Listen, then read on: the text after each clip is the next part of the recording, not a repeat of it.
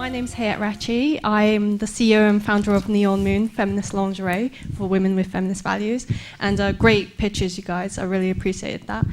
My question is, all of you seem to have brands that were built from a community. How is someone like me meant to grow a startup brand from a community on a very shoestring budget? How do I get people to speak about my brand and get involved actively?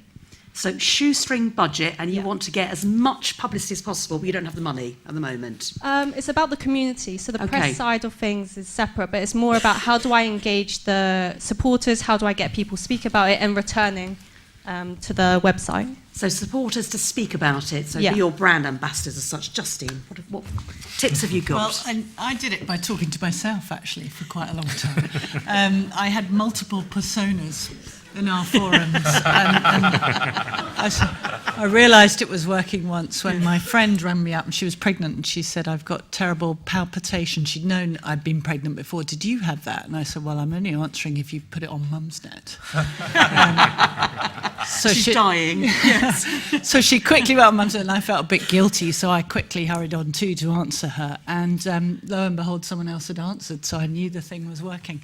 But, I mean, that's slightly frivolous, but actually there's a serious point, which is, you know, it's blood, sweat and tears, that early stuff. There is a thing called Facebook. You have got a brilliant, you know, without knowing your brand, it sounds like you've got a brilliant campaigning element, which does incredibly well in social media.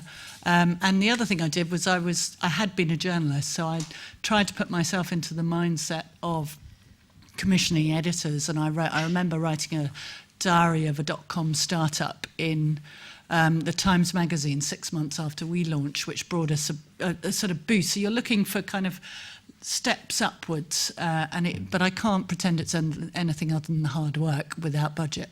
If you've got budget, it's easier. Do you think that if it's a cliche to say if you've got a tech idea, go to California, go to SF, if you're noticed there, then global dominance is a given. But do you think that cliche is true? You went to SF, you did it. If you launched in London, would you have had the scale that you had?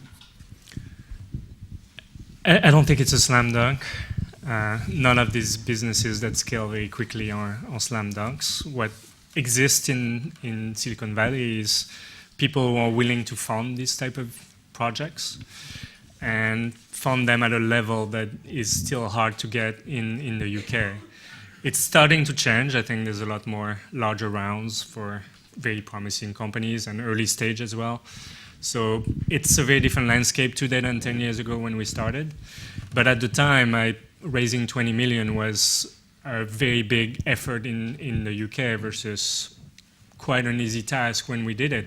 And we had good numbers to back it up, but it's the type of commitment that VCs were willing to make over there and not willing to make in Europe overall.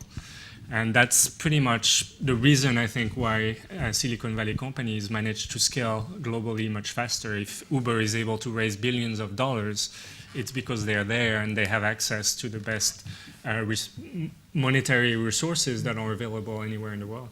So there are other pockets, obviously, in the UK now, whether it's Cambridge, in Glasgow or London, which sort of vie after that Silicon Valley tag as well. Do you think it's a different environment now, though? Do you think people can raise money in this country?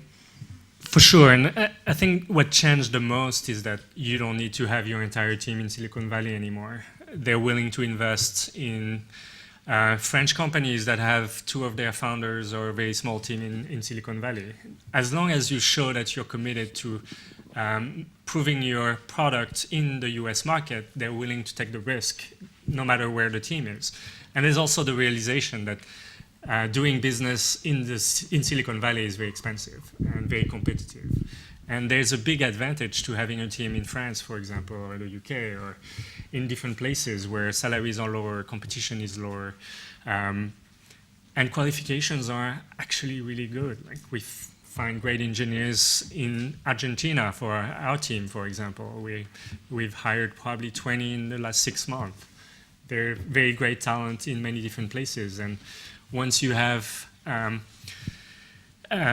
established where you want to build your company, I think you can go ahead and go to the Valley and raise money there, or raise it here because you have a lot of VCs. Ian Nipper has asked, how do you, as Made.com, how do you decide what indeed to sell, which products, and who in the team makes that decision? Yeah, I think that's a very good question. And if you look at the traditional retail industry, usually people make the decisions of what should be selling on retail store. But in our case, it's pretty much pre-filtered by us, but we are launching so many products. You know, we mentioned we're launching 2 new collections a week rather than 2 a year. Our users, in fact, make the choice because whenever a product sells well, they stay on the website, and whenever they don't, we take them out. And when you launch a new product, the definition of launching a new product is that you have no idea. You have some convictions, you have some hopes, but you don't know whether for sure it's going to work or not. So our users get to decide effectively which product gets to sell.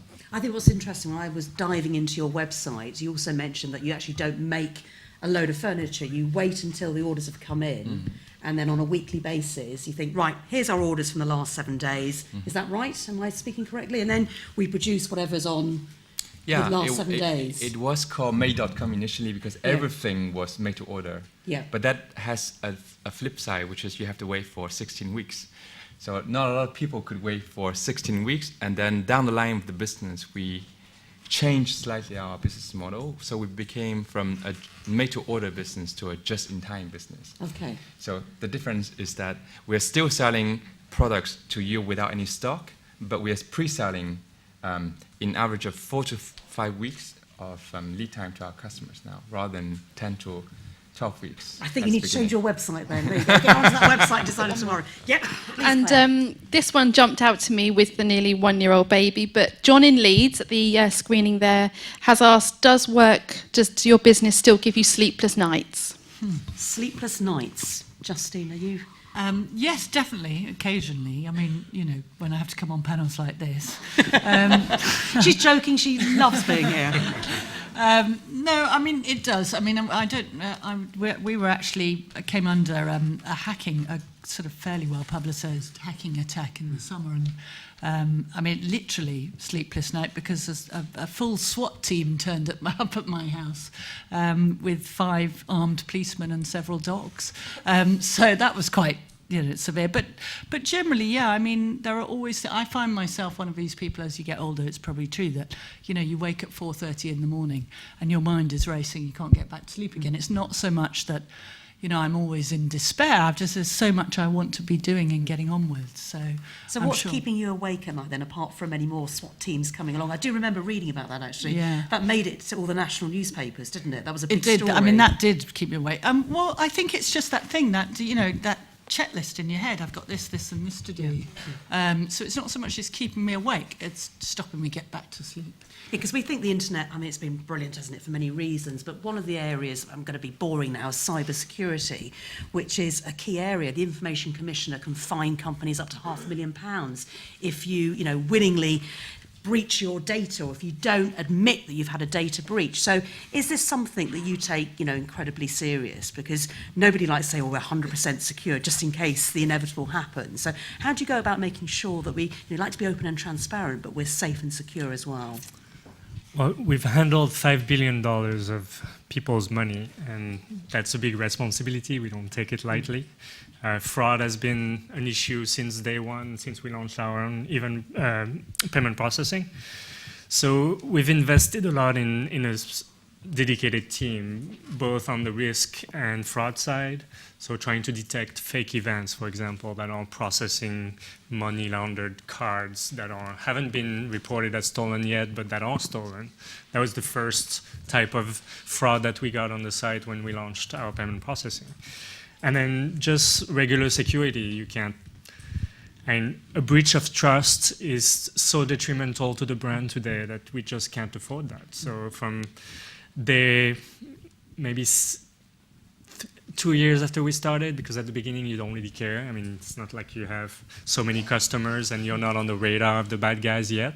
But as soon as we became on the radar, then we had to hire people who knew what they were doing, who were very strict about encryption, about storage of the encryption keys, about rotating those keys, all the things that you need to do to really prevent the bad guys from coming in, because they will, as soon as you're popular, they will come, and they will try to abuse your systems and deface your site and all the different things that they can do. So if you're not protected and not investing in the right place, then you are definitely at risk.